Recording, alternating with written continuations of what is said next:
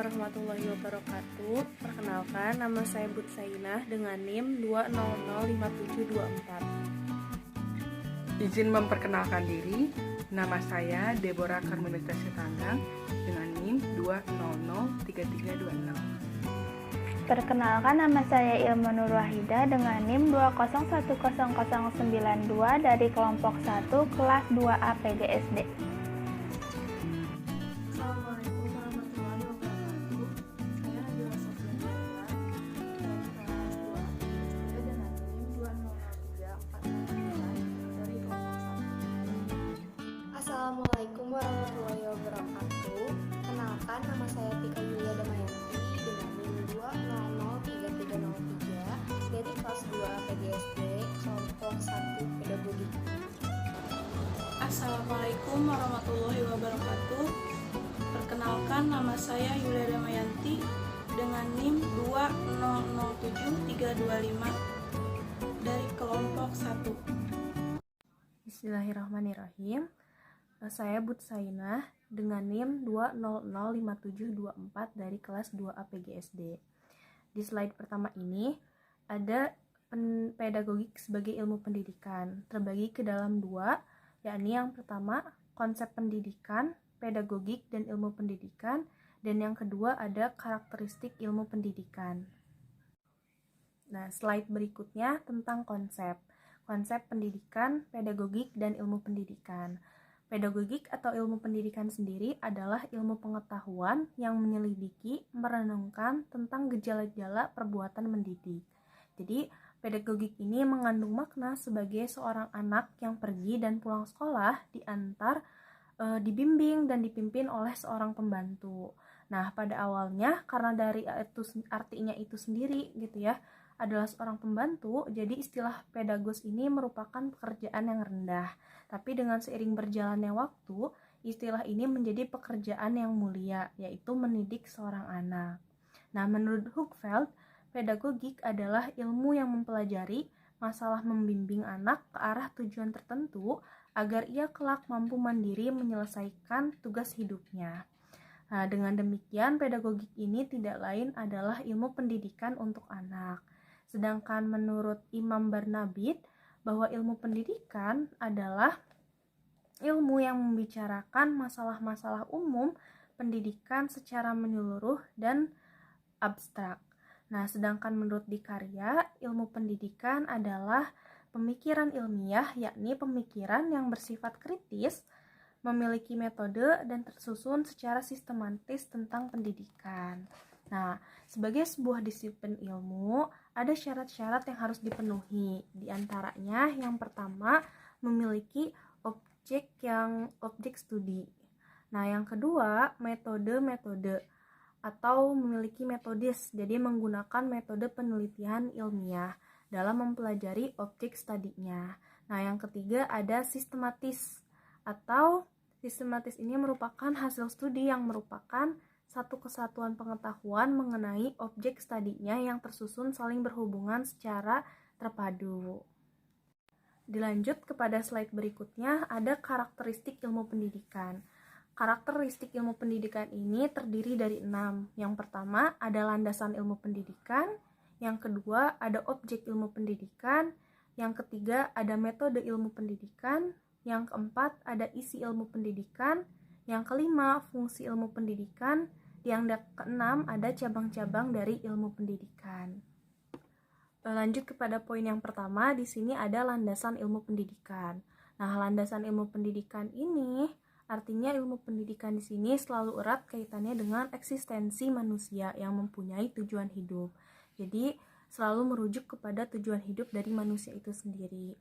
Oleh karena itu, ilmu pendidikan hanya akan berdiri kokoh dan berkembang dengan pesat apabila ilmu pendidikan ini berlandaskan kepada beberapa hal, yakni agama, pandangan hidup, serta ilmu pengetahuan dan teknologi.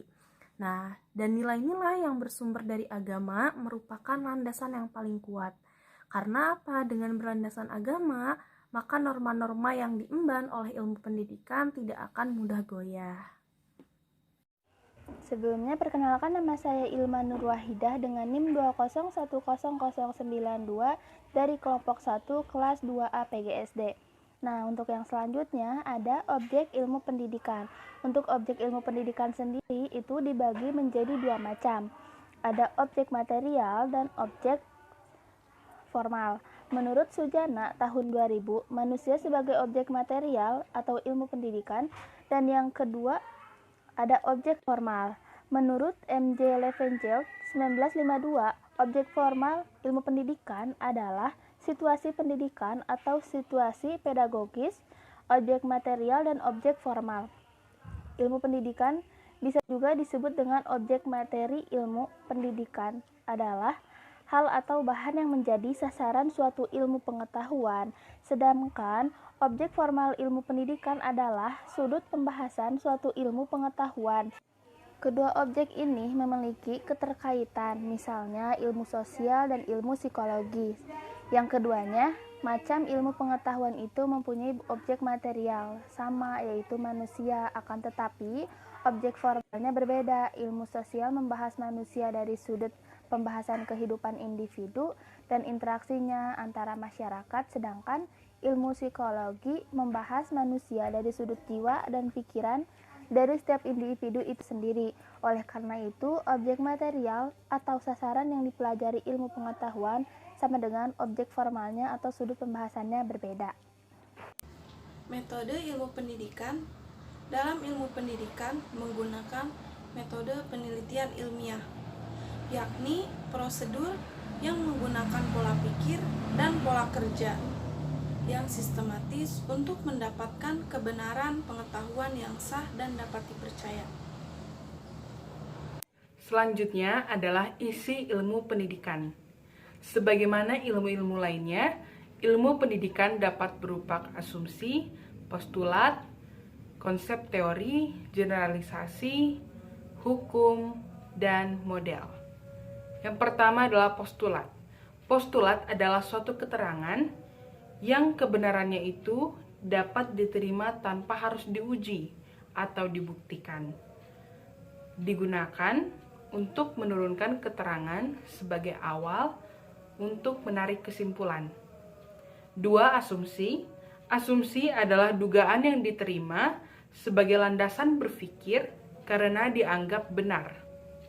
3. Konsep teori adalah identifikasi teori-teori yang dijadikan landasan berpikir untuk melaksanakan suatu penelitian atau dengan kata lain untuk mendeskripsikan kerangka referensi.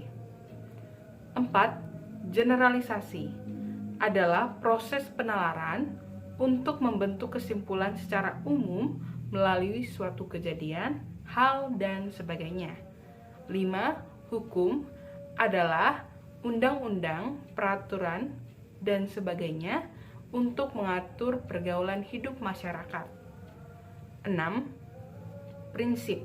Prinsip adalah pernyataan fundamental atau kebenaran umum maupun individual yang dijadikan seseorang atau kelompok sebagai pedoman untuk berpikir atau bertindak. 7. Model. Model adalah rencana, representasi atau deskripsi yang menjelaskan suatu objek atau konsep yang berupa penyederhanaan atau idealisasi. Sekian materi yang dapat saya sampaikan. Terima kasih.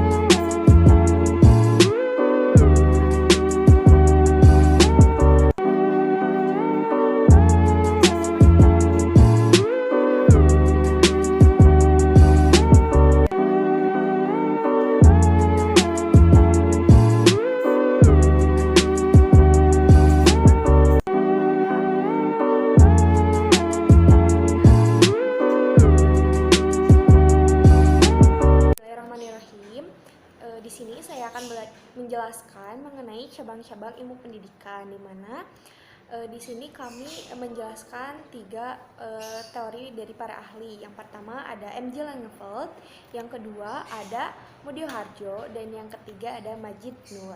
Nah, kita masuk yang ke pertama, yaitu adalah cabang-cabang ilmu pendidikan menurut M.J. Langenfeld, di mana cabang-cabang ilmu pendidikan ini terdiri atas 2 bagian. Di antaranya ada ilmu mendidik secara teoritis dan ilmu mendidik secara praktis. Yang pertama yaitu ilmu mendidik secara teoritis, terdiri atas ilmu mendidik sistematis, ilmu perbandingan pendidikan, dan sejarah pendidikan. Yang selanjutnya ada ilmu mendidik secara praktis yang meliputi metodik atau didaktik, pendidikan keluarga, pendidikan keagamaan. Nah, itu cabang-cabang ilmu pendidikan menurut M.J. Langenfeld. Yang kedua adalah cabang-cabang ilmu pendidikan menurut Rajaman Mudio Harjo, di mana beliau membedakan cabang-cabang ilmu pendidikan dengan beberapa klasifikasi. Di antaranya ilmu pendidikan itu terdiri atas ilmu pendidikan makro dan ilmu pendidikan mikro, di mana ilmu pendidikan makro itu terdiri atas ilmu pendidikan administratif, ilmu pendidikan komparatif, ilmu pendidikan historis, ilmu pendidikan kependudukan. Nah, sedangkan ilmu pendidikan mikro itu terbagi menjadi 2, ada ilmu pendidikan umum dan ilmu pendidikan khusus. Di ilmu pendidikan umum itu terdiri dari pedagogik teoritis, ilmu pendidikan psikologis, ilmu pendidikan sosiologis, dan ilmu pendidikan ekonomi.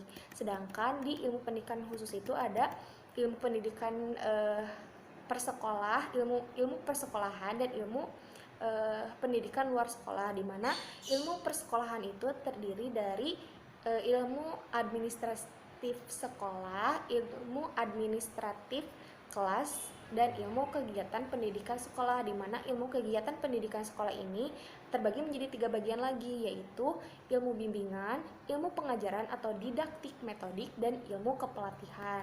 Sedangkan pada ilmu pendidikan luar sekolah itu terdiri dari pendidikan keluarga, pedagogik keluarga maksudnya, yang kedua ada pedagogik taman kanak-kanak, dan ilmu pendidikan masyarakat atau andragogi. Lalu selanjutnya pada ilmu mendidik khusus itu juga terdiri dari ortopedagogik, di mana ortopedagogik ini terdiri menjadi 2, yaitu ortopedagogik fisik dan ortopedagogik mental.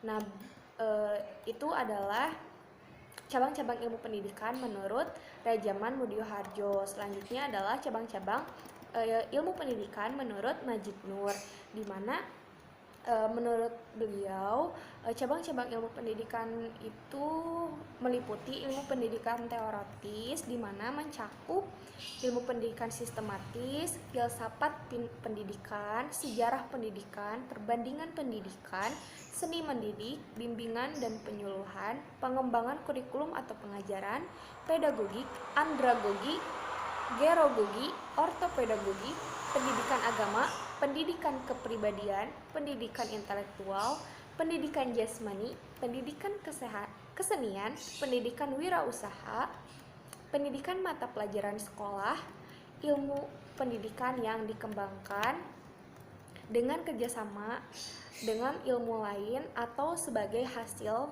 pengkajian ilmu lain mengenai masalah-masalah pendidikan seperti economic of education. Nah, tadi yang saya jelaskan itu adalah cabang-cabang ilmu pendidikan yang dikemukakan oleh ketiga para ahli. Yang pertama ada M.J. Langenfeld, yang kedua ada Mudio Harjo, dan yang ketiga ada Majid Nur. Sekian dari saya, terima kasih. Kesimpulannya, bahwa ilmu dan pengetahuan tidak bisa terpisahkan. Selain itu juga, ilmu bukan sekedar pengetahuan, tetapi sekumpulan pengetahuan berdasarkan teori-teori yang disepakati dan dapat secara sistematik diuji dengan seperangkat metode yang diakui dalam bidang ilmu tertentu. Dipandang dari sudut filsafat, ilmu terbentuk karena manusia berusaha berpikir lebih jauh mengenai pengetahuan yang dimilikinya.